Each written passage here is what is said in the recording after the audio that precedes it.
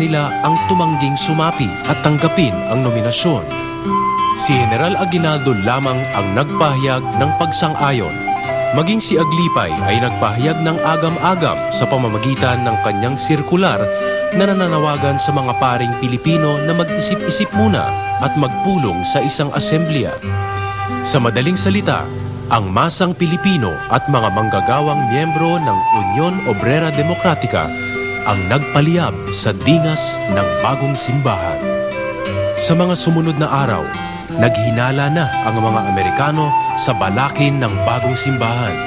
Kaya't noong 12 ng Agosto, inaresto si Don Belong sa bintang na pasimuno sa mga pag-aaklas na nagpahina sa mga pabrika.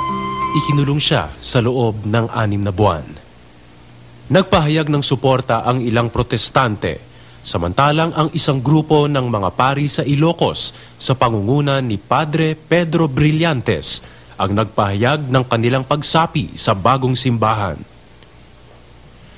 60 residente sa Navotas sa pangunguna ng isang babaeng nangangalang Saturnina Bunda ang nagpahayag din ng pagsunod sa bagong simbahan.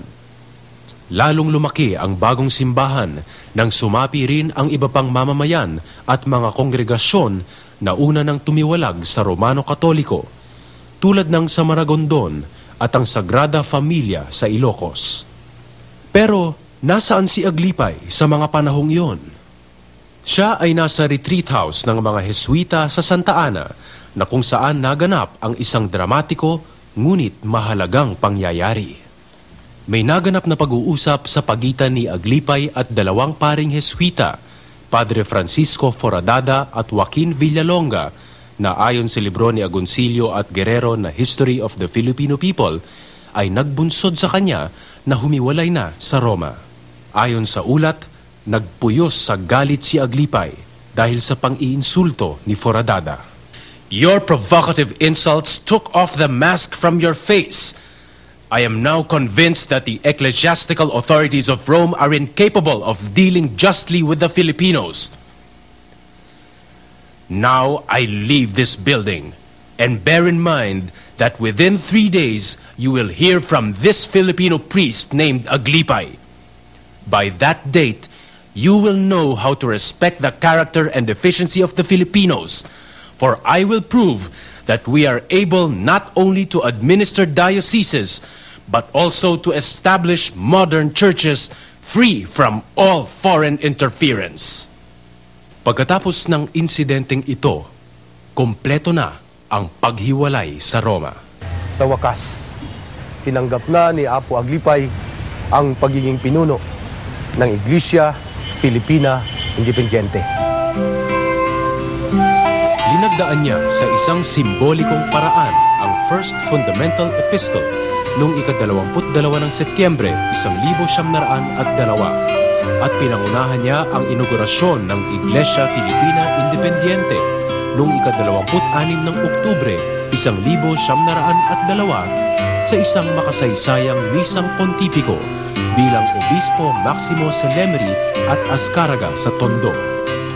Gayunpaman, sa pagdaan ng mga panahon, inamin ni Aglipay na hindi siya ang nagtatag ng Iglesia Filipina Independiente.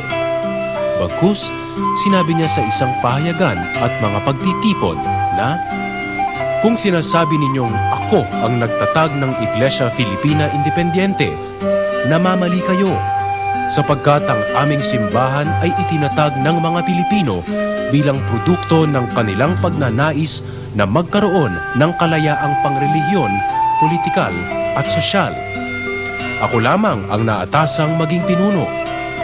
At nagpatuloy ang Iglesia Filipina Independiente sa pangunguna sa paghanap ng tunay na kalayaan para sa inang bayan. Purihin natin yaong walang hanggan, may-ari ng langit at kalupaan. Purihin natin siya at handugan ng awit ng kaluwalhatian. Sa mga sumusunod na panahon, nagpalabas ng mga kautusan ang mga Amerikano na lalo pang magpapatingkad sa ipinaglalaban ng Iglesia Filipina Independiente.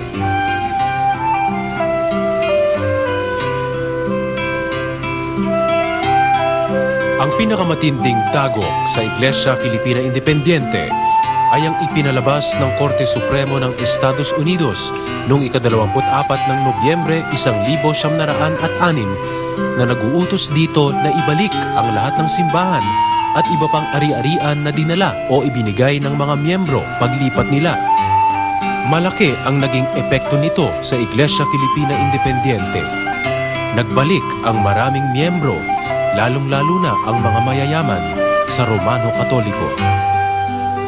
Ang mga tapat ay nagpatuloy sa pananampalataya. Napilitan silang itayo unti-unti ang kanilang bahay dalanginan o kaya'y sumamba na lamang sa mga simbahang pawid. Noon ay may kanya-kanyang paraan ng pagpapahiwatig ng paglaban ang mga Pilipino. Sa kalunsuran, nanguna ang mga manunulat tulad nila Aurelio Tolentino, Juan Matapang Cruz at Vicente Soto. Ang mga tinawag na bandido ay mga tapat na revolusyonaryo tulad nina Macario Sakay at Artemio Ricarte. Sa parte ng Iglesia Filipina Independiente, ang pagnanasa sa kalayaan na alinsunod sa kagustuhan ng poong may kapal ay ipinadama ng Iglesia Filipina Independiente sa pamamagitan ng kanyang mga dokumento ng doktrina. Ang 6 Fundamental Epistles at ang Doctrina y Reglas Constitucionales. Ipinadama rin ng Iglesia Filipina Independiente ang hinaing sa kalayaan sa pamamagitan ng kanyang mga kanta. Mabinigyan Dr. Jose Rizal, akas legend Obispo Aglipay, iso anak ay lagwanan, tim na panagwaywayas di dagatay, a Pilipina. Muini nga simbahan, nga pangin matyan, sa imo kami At sa pamamagitan din ng mga kasuotan ng kaparian. Pagkanta ng pambansang awit sa misa.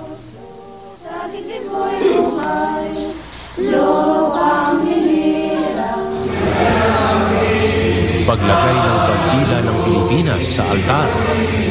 At sa paggamit ng iba pang simbolo tulad ng Birhen ng Balintawak. Sa Ofisyo Divino ng Iglesia Filipina Independiente, ipinahahayag ang paniniwala na ang sanlibutan at ang lahat ng nilalang ay nilikha ng Diyos. Kaya't nararapat lamang na siya'y purihin at bigyan ng pasasalamat ng lahat ng tao. Ang mga tao naman ay pantay-pantay na anak ng Diyos, kung kaya't sila'y naniniwala na makatarungan na magkaroon ng kalayaan bilang isang bayan. Ang akong tatay, kag nanay, ay Aglipay naman o miyembro it Philippine Independent Church. Ako ay naging sakristan it pari it Aglipay. Magmula ako ay unga pa hanggang ako ay nag-graduate sa high school sa parokya it San Andres, Romblon. Hanggang kadya, ako ay lehitimo gihapon nga miyembro idyang sikta hanggang siguro ako mamatay. Ako nag-IFI, gumikan sa atong mga bayani nga gipasipadan sa mga Katolik. Dayon, ang atong nasod nga Pilipinas, muna'y akong gilabanan. Muna karon nga ako mag-IFI. Ang naging bantog na paglalarawan sa Iglesia Filipina Independiente ay ang pagbansag dito ng historiador na si Teodoro Agoncillo bilang nalalabing bunga ng revolusyon. Ang ganitong paglalarawan sa IFI ay naging sanhi ng yung malaganap na kamalian ng Iglesia Filipina ay tinatag ni Gregorio Aglipay noong revolusyon. Yan. Pero tama rin yun. Kung yung pagkaunawa lang ang medyo mali. Kaya kung pwede nating iwasto ay tama na nalalabing bunga ng revolusyon sapagkat ito'y pinagpatuloy yung